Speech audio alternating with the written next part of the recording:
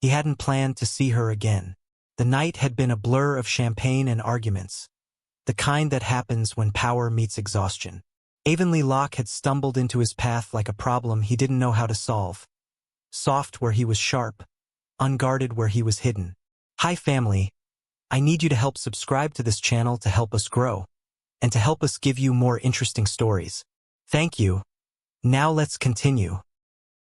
Braxler Holt didn't do one-night mistakes. He built empires, not attachments. But that night, the line between control and need had blurred, and for the first time in years he hadn't cared about consequences. Now, 3 months later, she was standing in front of him in the glass lobby of Holt Industries, the morning sun spilling around her like accusation and grace in equal measure. Her voice was steady, but her fingers trembled slightly. "We need to talk." He blinked once. "About what?" "The night at the gallery," she said. That night. He remembered everything. The argument outside, her laughter that cut through the noise, the rain that had started mid-sentence. He gestured toward his office. Inside, when the door clicked shut behind her, silence folded between them. She stayed near the window, arms crossed, her reflection split by the skyline. "I didn't come here for money," she began. "That's reassuring." Her eyes met his. "I'm pregnant." The words didn't echo. They landed like a blade. Braxler stood still. The air seemed to thin. He'd heard those words before, from women who thought leverage was love. But this was different. Avenly's tone carried no demand, no plea, just weary certainty. He walked to the edge of the desk, hands braced on the cold marble. "You're sure?" She nodded once. 10 weeks. Silence again. The city outside looked too calm for what was happening inside. Finally, he spoke. "And what do you want from me?" "Nothing." Her voice cracked on the word. "I thought you should know. That's all." She turned for the door, but his hand caught her wrist. Not harshly, just enough to stop her. "Avenly." His voice was low, almost a whisper. "Don't do this alone. I can handle it." "I know you can," he said, eyes softening. "That's what scares me." She blinked, confused. He exhaled. "You're the first person who's ever looked at me and not seen a headline. I don't know what that means yet, but I'm not walking away from it. Or from her." Her throat tightened. "You don't even know if it's a her." A ghost of a smile crossed his lips. Then him. For the first time in weeks, she almost laughed. He let go of her wrist slowly. "Let me take care of this with you." She studied him, searching for the catch. "You don't even know me, Braxler." "I remember enough," he said quietly. "You tell the truth even when it costs you. And you hate asking for help." Her silence confirmed it. He took a small step closer. "Give me a chance to do one thing right." Her eyes glistened, but she didn't answer. Instead, she turned back toward the window. The city stretched endlessly below, and somewhere far beneath them, life kept moving. "I don't want pity," she murmured. "You won't get it." When she finally looked back at him, something in her expression softened. Not forgiveness, not trust, just the beginning of possibility. And for the first time since that night, Braxler Holt felt something shift inside him. Fear, yes, but also an unfamiliar hope that maybe this mistake wasn't a mistake at all. 2 weeks later, her name was everywhere. The blogs called her the mystery woman. Some used older photos from when she'd still been modeling, twisting captions into scandal. She'd deleted every social account, but that didn't stop the world from digging. She hadn't told him how bad it had gotten, until that afternoon when he showed up at her apartment with his sleeves rolled up and eyes dark from lack of sleep. "They're camping outside your building," he said, setting his phone down on the counter. "I had security move them off the sidewalk, but..." "Braxler." He stopped talking. "I told you not to get involved." He looked at her, jaw tightening. "You think I can watch this from a distance? They're dragging your name because of me." She sighed, rubbing her forehead. "Because of both of us. I made a choice too." He stepped closer, voice low. "You shouldn't have to face the consequences alone." She almost told him to leave, to stop making it harder. But something in his tone stopped her. He wasn't talking like the billionaire on magazine covers. He was talking like a man terrified of losing something he hadn't learned to name yet. "Fine," she said quietly. "What's your plan?" He hesitated, then slid a small folder across the counter. "There's a house outside the city. Private. No cameras, no noise. Just for a few months until things calm down." She opened the folder, flipping through the papers. "You're serious?" "I've never been more serious." Avenly laughed softly, shaking her head. "You don't even know if I like the countryside." "You'll like peace," he said. "And you'll like not having microphones shoved in your face." She closed the folder and met his eyes. "You're not buying me, Braxler." "I'm not trying to." His voice was steady. "I'm trying to protect what's mine." The words hung there, too bold, too raw, and he realized too late how they sounded. Her expression hardened. "Yours?" He exhaled sharply. "That came out wrong." "Did it?" He moved toward her, slow, deliberate, until the distance between them felt electric. "You know what I meant, do I?" He lowered his voice. "You're carrying something I helped create. You can hate me all you want, but I'm not walking away from that. Or from you." The silence that followed wasn't empty. It pulsed, heavy with everything they hadn't said. She finally looked down, her hand brushing the folder again.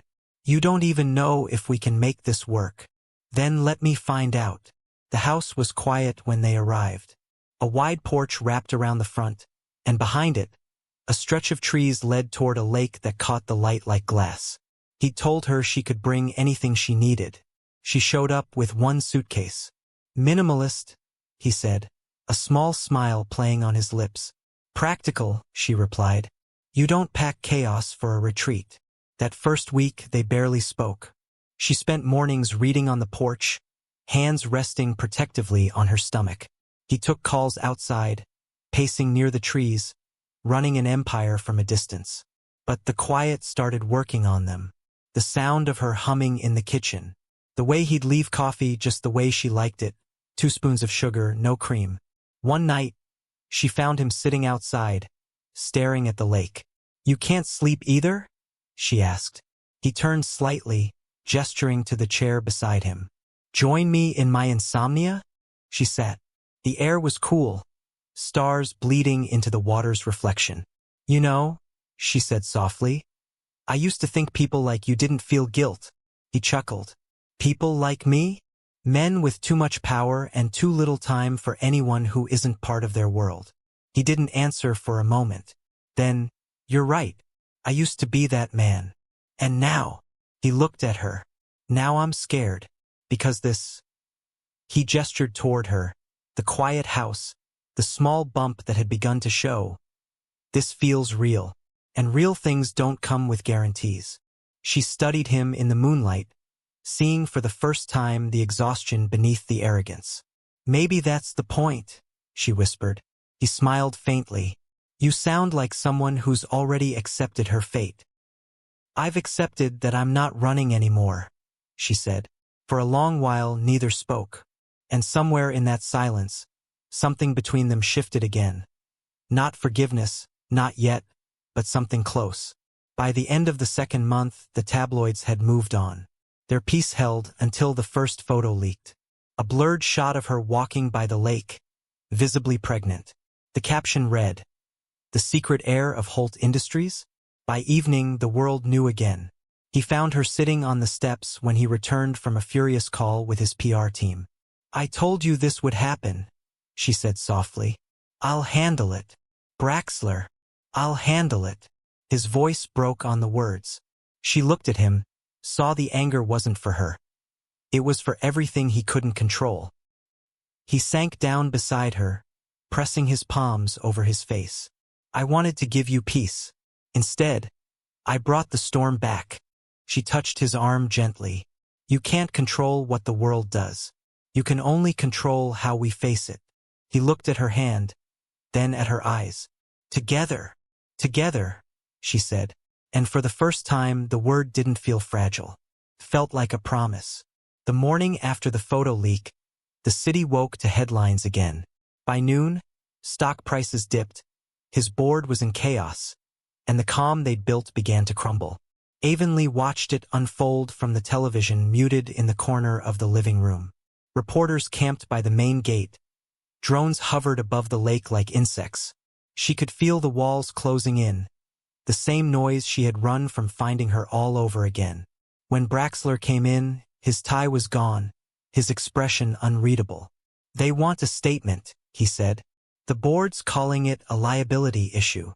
She set the remote down. "You mean me?" He met her eyes. "I mean the exposure. The story they're spinning.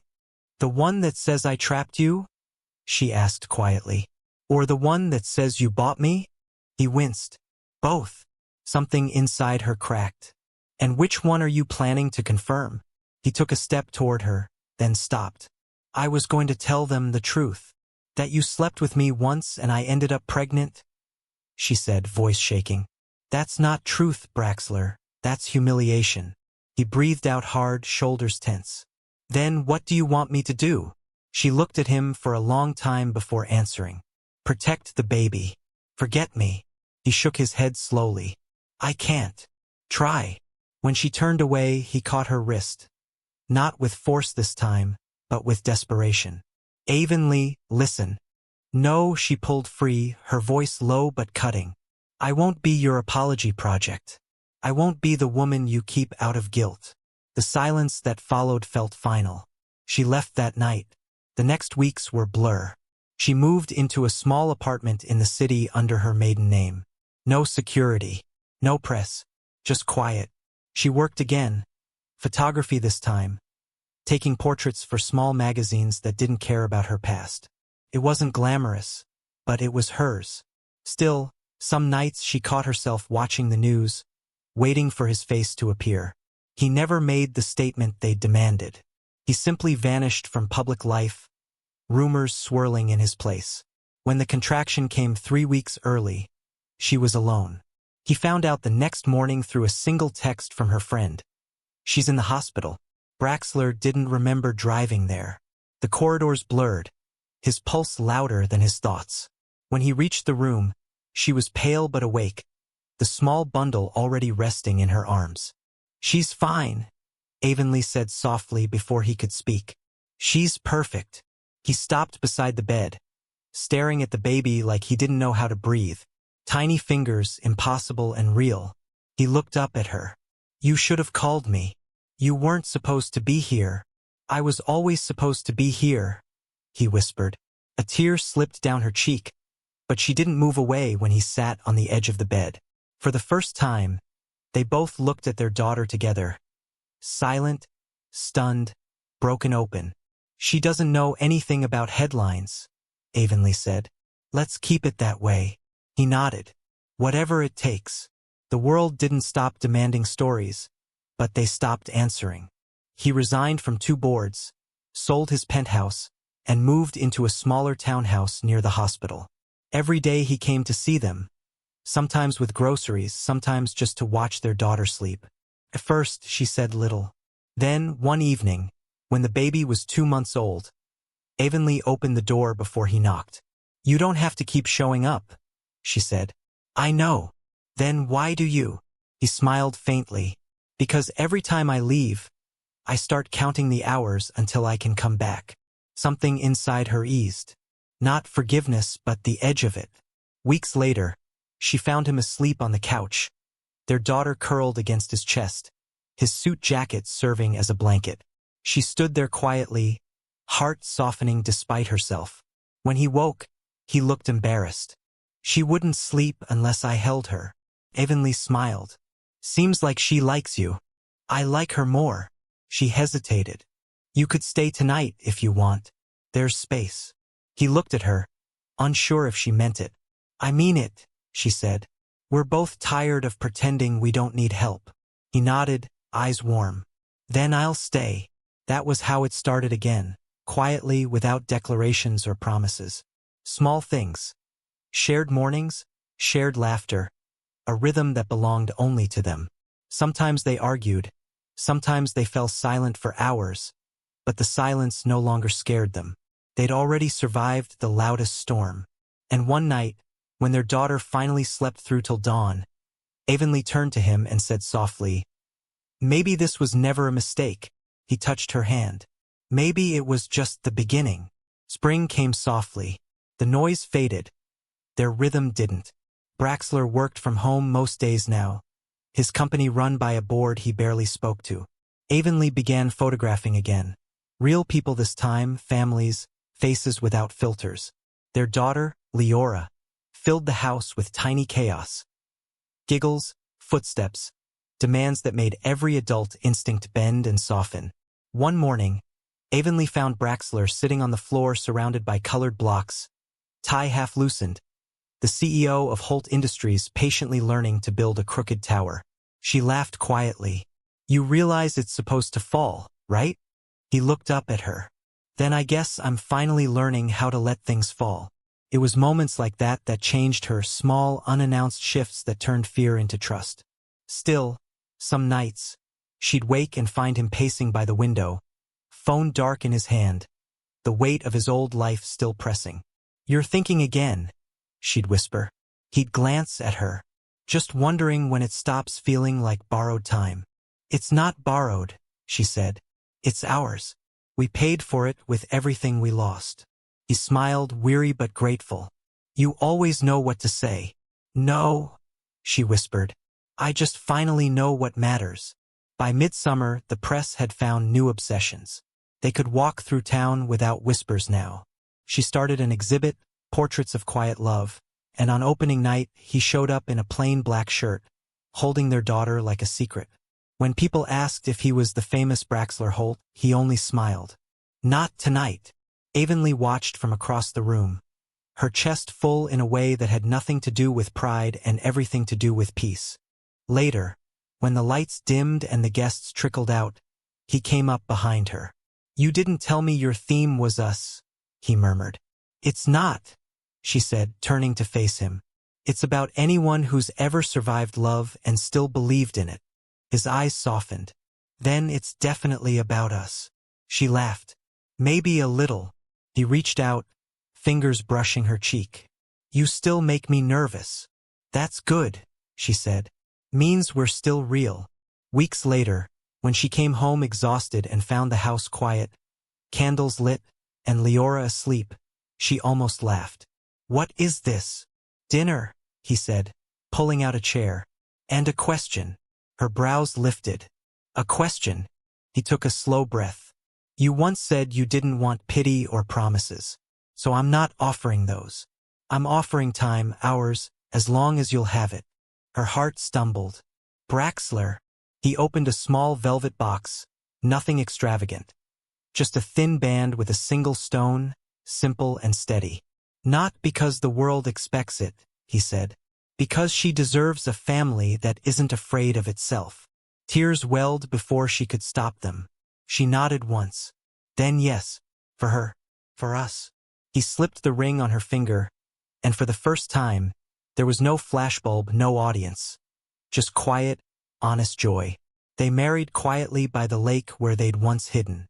Only a few friends, a few laughs, their daughter throwing petals into the air like confetti.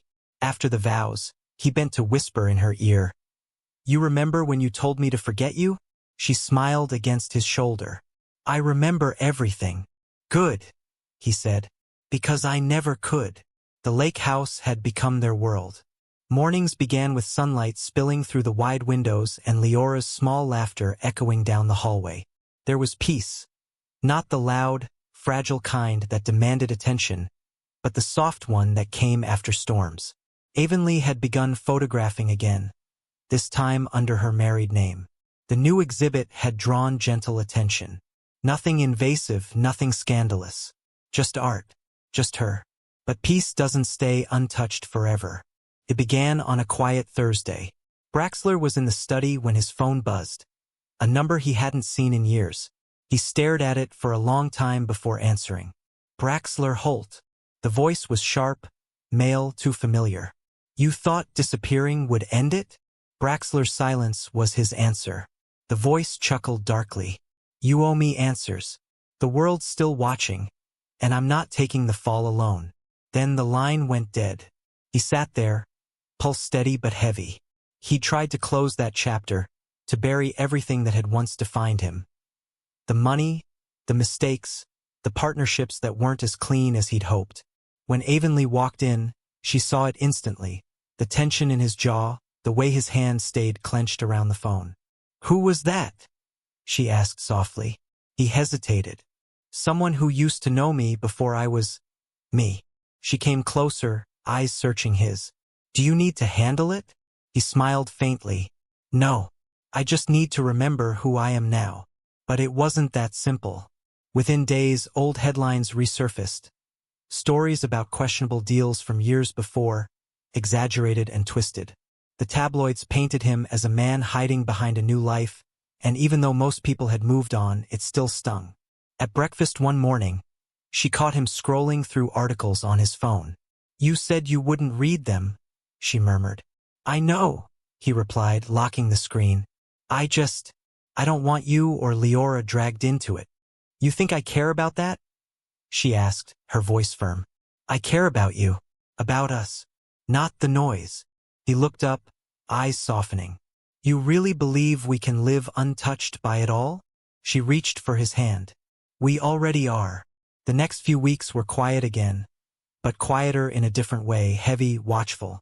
She noticed him working late, pacing the porch at night, lost in thoughts he didn't want her to share. One evening, when the rain began to fall, she stepped out and joined him. "You can tell me," she said, her voice calm but certain. He sighed. "If I tell you, you'll see the man I used to be." "I already have," she whispered. "And I stayed." He turned toward her, rain sliding down his face, the kind of look that came when the heart had no defenses left. "I used to think money made me safe," he said.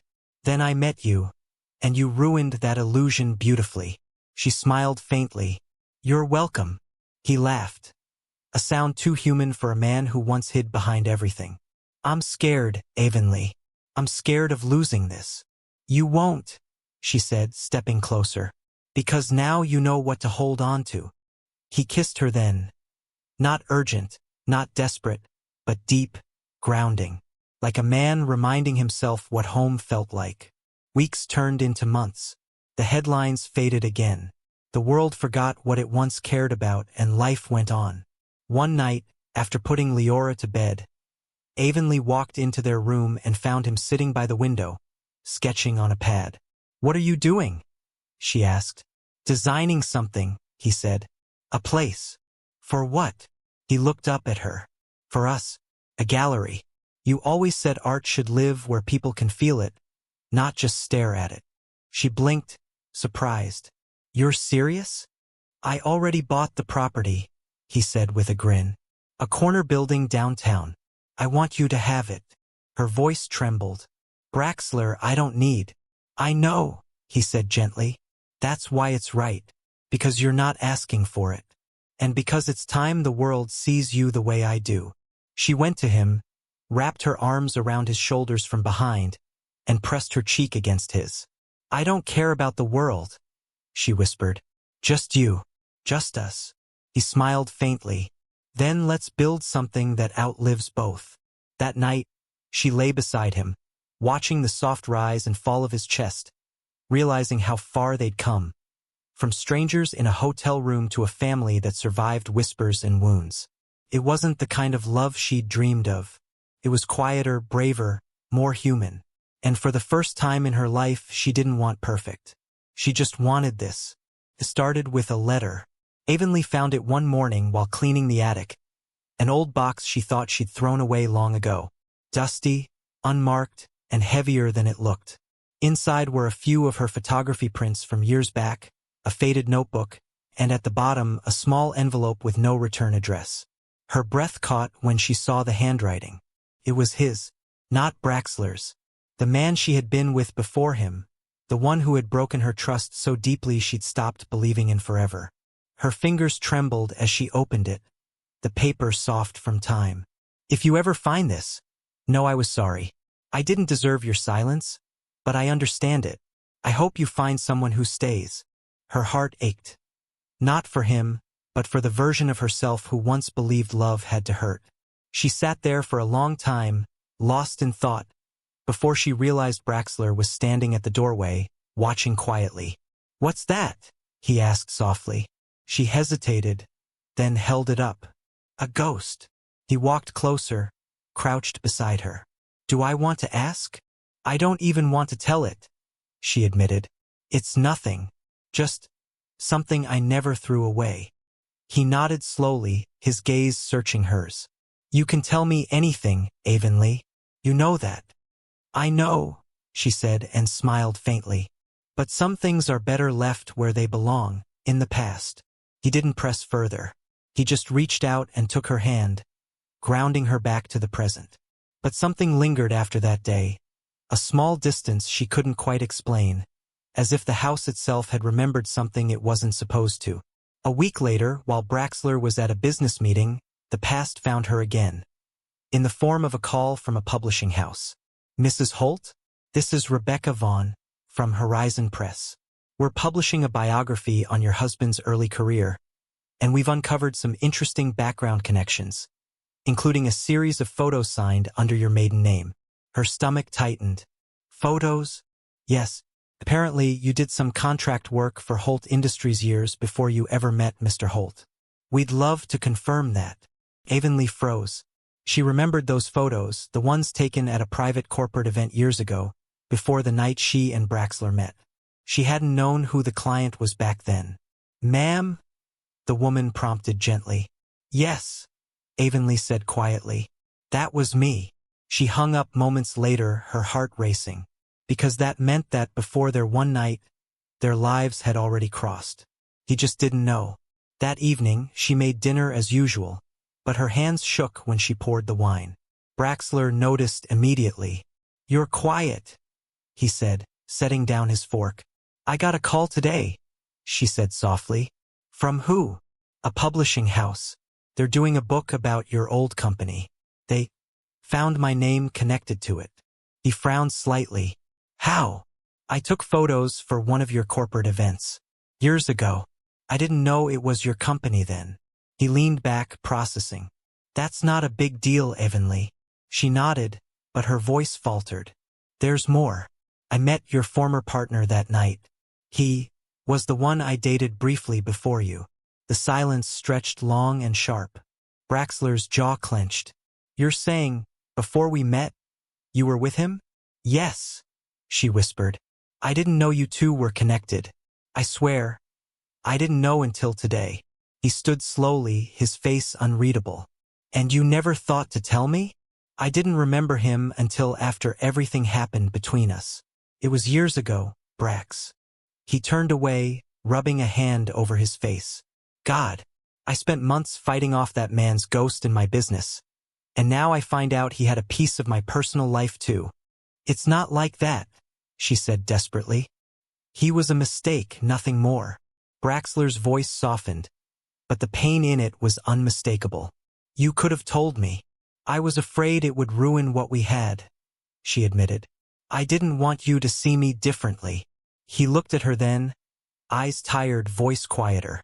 "Avenly, I've already seen every version of you, the broken one, the brave one, the one who saved me from myself. You should have trusted me with all of it." Tears filled her eyes. "I know. I'm sorry." He didn't answer. He just walked outside, into the cold evening air, needing space that words couldn't bridge yet. Hours later, she found him sitting by the lake. The night was still, the water mirroring the stars.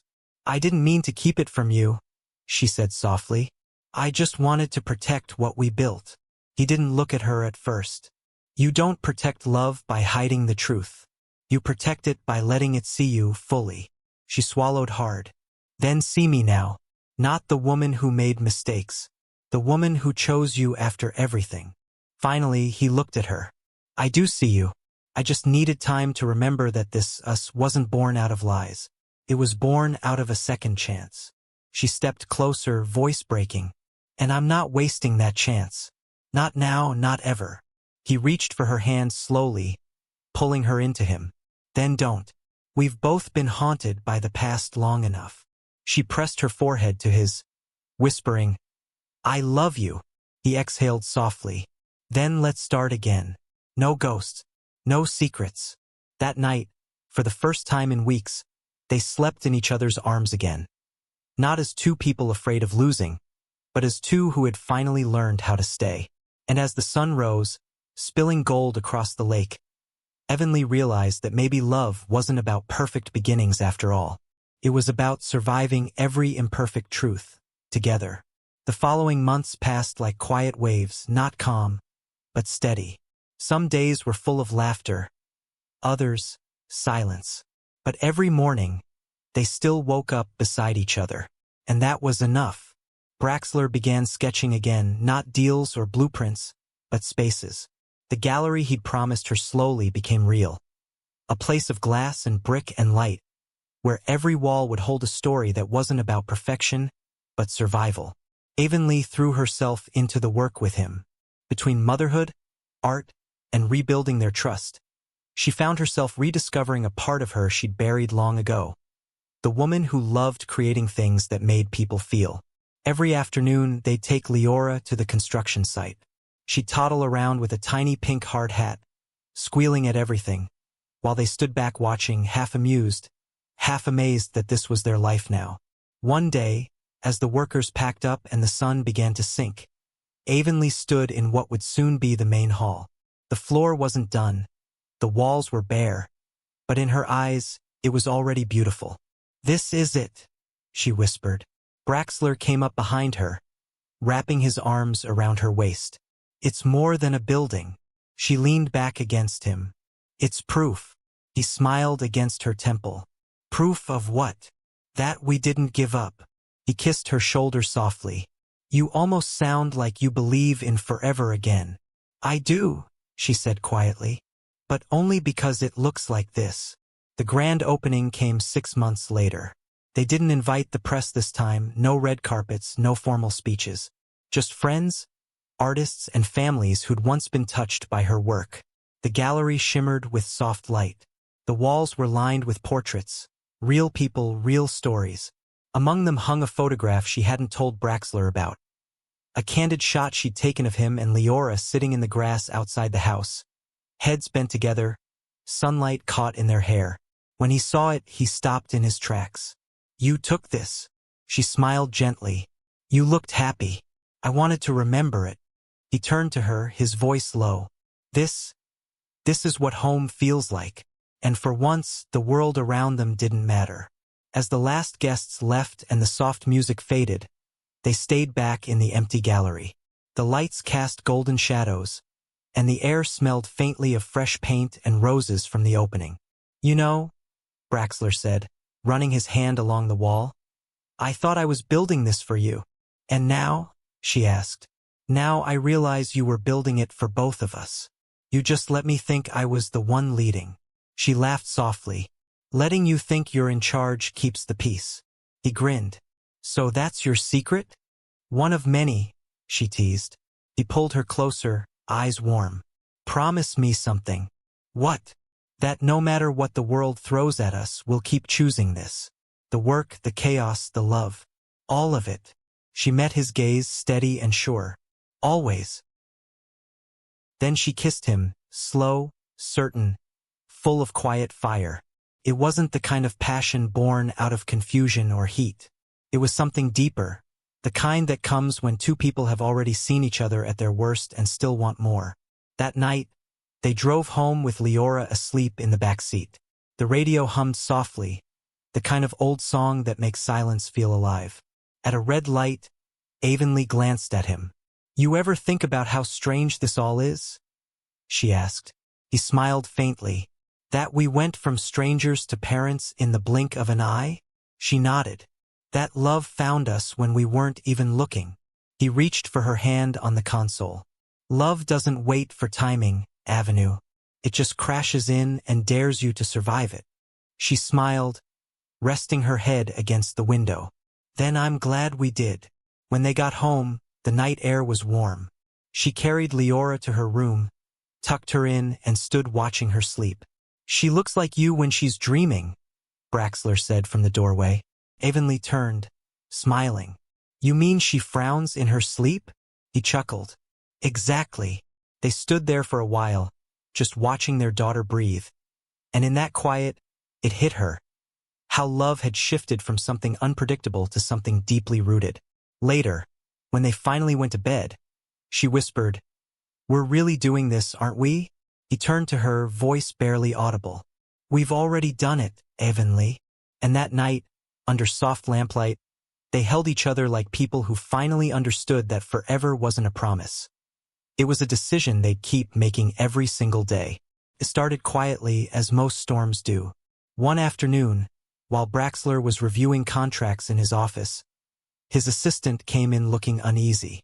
"There's a journalist downstairs," she said. "He claims to have new information about the old Holt scandal. Says it involves your wife." Braxler froze. "My wife?" "He says he has proof that she was paid by your ex-partner for some private work before the company split. He's threatening to publish if you don't comment." The air shifted. Not again. Braxler dismissed the assistant with a nod, but his pulse was already racing. For years, he'd worked to bury his old life, to build something real with Avenly. Now, it felt like someone was prying open the past all over again. That night, he didn't mention it. He just watched her at dinner. The way she smiled, the way she tucked a curl behind her ear as she laughed with Leora. She was light. He didn't want to dim that with old shadows. But secrets have a way of surfacing on their own.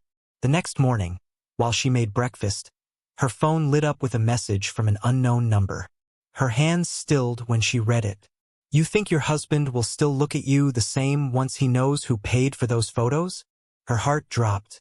Braxler walked in just then, and she tried to hide her panic, but he saw it immediately. "What's wrong?" She hesitated. "Someone texted me."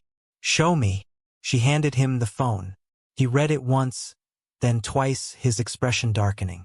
"Stay here," he said quietly, and walked straight out.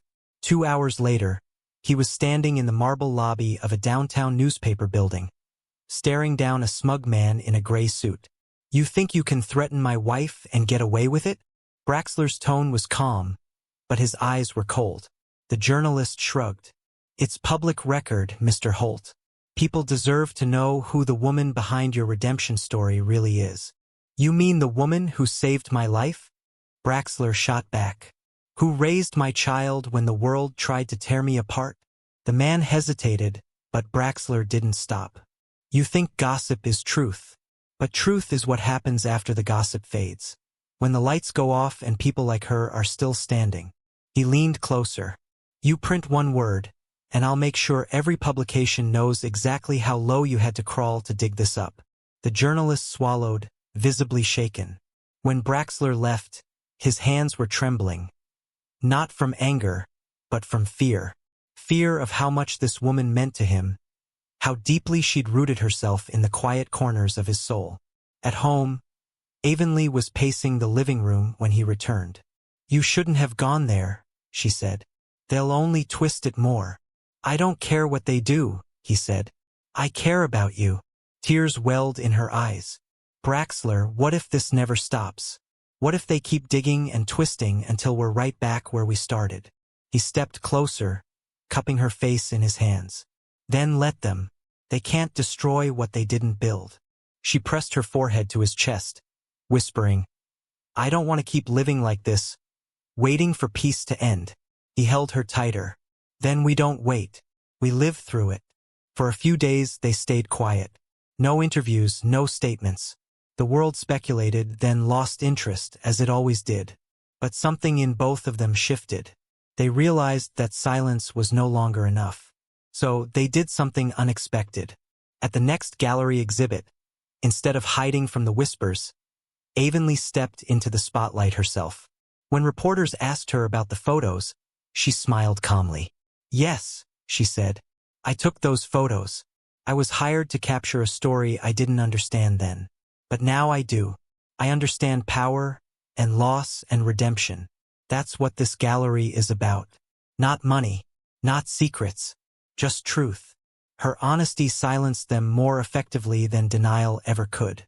That night, Braxler watched her speak, pride tightening his chest.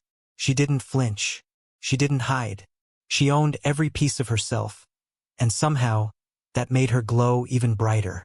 When the crowd dispersed and the cameras lowered, he walked to her slowly. "You were incredible," he said softly. She smiled faintly. "I was terrified." He brushed his thumb against her cheek. "You didn't look it." She looked up at him, eyes glistening. "I'm done running, Braxler. From the past, from their stories, from myself. I'm done." He kissed her forehead gently. "Good, because I'm done too." Later that night, as they drove home, Leora asleep in the back seat again, he reached for her hand. "You realize," he said quietly, "that was the last storm." She turned to him, a small smile playing at her lips. "How can you be so sure?" "Because this time," he said, glancing at her, "we didn't hide from it. We stood in it." And she knew he was right. They had finally learned that peace wasn't the absence of storms. It was knowing how to love through them. Time didn't rush them anymore. 3 years passed, almost unnoticed. The gallery stood tall downtown, its glass walls catching the morning sun like a living heart in the middle of the city. Avenly's name hung proudly at the entrance, not as the wife of a billionaire, but as an artist whose truth had touched thousands.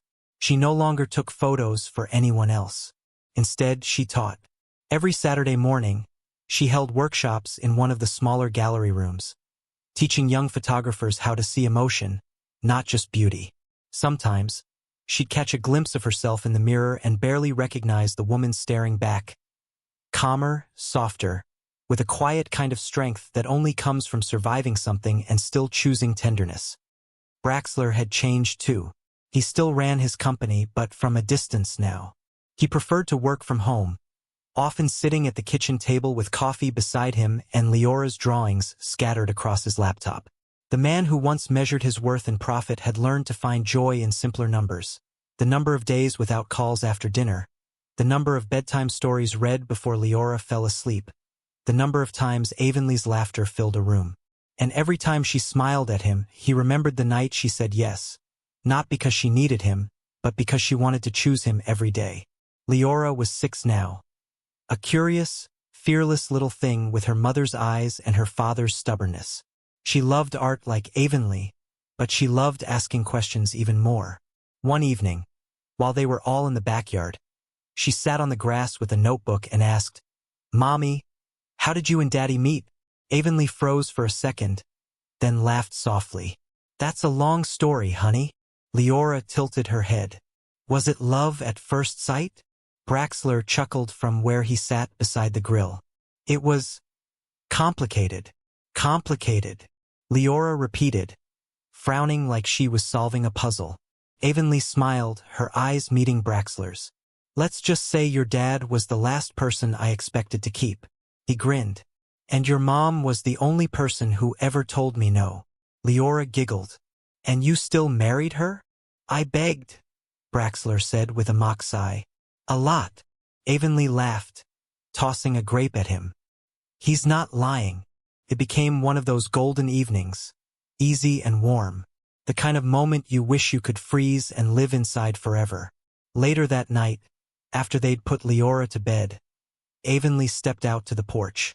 The sky was full of stars, the kind that made you quiet just to look at them. Braxler joined her, wrapping a blanket around her shoulders. "You ever think about how far we've come?" he asked. "Sometimes it feels like another lifetime," she said softly. He nodded. "I used to think love was supposed to be grand, loud, dramatic, unstoppable. But this feels better." She leaned into him. "Because it's real. Because it's peaceful," he said, kissing her hair. "And I never thought I'd get to call peace home." They stood there for a long time, just breathing, two people who had walked through fire and somehow learned to make warmth out of it. Years continued to roll gently. The gallery expanded. Avenly's work began to travel to New York, Paris, Tokyo. Yet she never let it pull her too far from home. Whenever people asked how she balanced it all, she always said the same thing. "I build. Then I come back to where it all began." And that beginning was always here, in the house by the lake, with Braxler reading on the couch and Leora drawing by the window. One night, while sorting through some old storage boxes, Avenly found the velvet box with her wedding ring. She smiled, remembering the night he gave it to her. Simple, no spotlight, just them and a promise.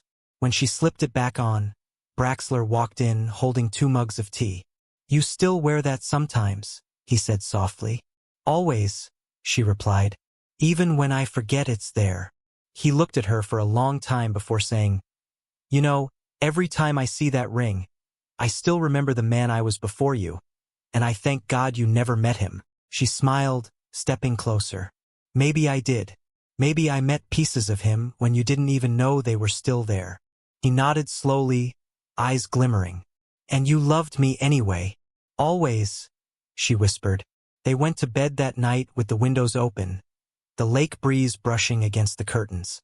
And as she drifted to sleep in his arms, Avenly thought about how love wasn't a single moment, but 1,000 quiet ones, built one sunrise, one apology, one laugh at a time. The morning sun spilled across the kitchen counter, soft and golden. Avenly stood by the window, holding a mug of coffee between her hands, watching the lake shimmer. The same lake where she'd once cried out of fear, where she'd once told herself she could never belong in someone else's world. Now that world was hers too, not because she'd been chosen, but because she chose to stay. She turned when she heard the soft shuffle of slippers behind her. "Good morning," Braxler said, voice rough from sleep. She smiled. "You're up early." "I could say the same," he replied, kissing her shoulder. "You're thinking again." "Always," she said, half smiling. "Leora's graduation is next week. I can't believe she's 18 already." He chuckled, rubbing his temple. "I still remember when she thought crayons were edible." "She still eats too much ice cream," Avenly teased. Braxler grinned. "She gets that from you." They shared a quiet laugh, the kind that came easily now. Later that day, the house filled with music and chatter. Leora was hosting her friends for a small pre-graduation dinner. Her laughter filled every corner, and Avenly couldn't help but watch her. Confident, radiant, full of life. She saw herself in her daughter, but softer somehow. Leora carried her mother's fire and her father's calm, a perfect balance born from 2 people who once swore they'd never fit. Braxler stood beside her, a hand resting lightly on her back. "You did good," he said quietly. "You did good." The words hit her harder than she expected. For years, she doubted herself, as a mother, as a partner, as a woman learning to forgive her own past. But now, seeing Leora so full of joy, she knew he was right. She'd done more than good. She'd done enough. After the guests left and the laughter faded into the night, Leora went upstairs to pack for her upcoming art program in Boston. Avenly and Braxler sat on the porch again, just like they used to, the stars watching, the lake whispering. He reached for her hand. "You ever think about the night we met?" She smiled faintly. "Sometimes I wonder what would have happened if I'd never walked into that bar." "You still would have become everything you are," he said. "You didn't need me for that. But I needed you to remind me I could love again," she whispered. He turned to her, eyes soft with the kind of emotion words couldn't carry. "You didn't just remind me of love, Avenly. You rebuilt what I thought was gone." She leaned into him, her head resting on his shoulder. "We rebuilt each other." He smiled. "That's what love is, isn't it?" "Not the fire," she said. "Not the chase. Just staying." "Staying," he repeated softly, kissing her forehead. Months later, they attended Leora's graduation in Boston. She walked across the stage, radiant in her cap and gown, scanning the crowd until her eyes found them. When she smiled, Avenly felt tears sting her eyes. Not from sadness, but from the realization that this was what it had all been for. Every tear, every doubt, every late-night promise. She and Braxler held hands as their daughter waved from the stage. And in that moment, it wasn't about wealth or mistakes or time. It was about a man who begged her to keep something that would one day save them both. A child, a chance, a second beginning. Back home, a week later, Avenly found herself alone in the studio. The light poured through the skylight, landing on the last photograph she'd taken. a portrait of Braxler and Leora laughing together by the lake. She picked up the frame and smiled through her tears. Then, she set it beside another. An old, worn-out photo from years ago, the night everything began. Her fingers traced the edge of the picture. "You begged me to keep it," she whispered, smiling. "And I'm glad I did." Behind her, Braxler's voice came softly. "I still would, 1,000 times over." She turned. He was standing at the doorway, older now, but still every bit the man she'd fallen for. "You'd still beg?" she asked, teasing gently. He walked up to her, brushed his thumb against her cheek and said, "If it means keeping you, yes." Avenly smiled through the warmth in her eyes. "Then you don't have to beg anymore."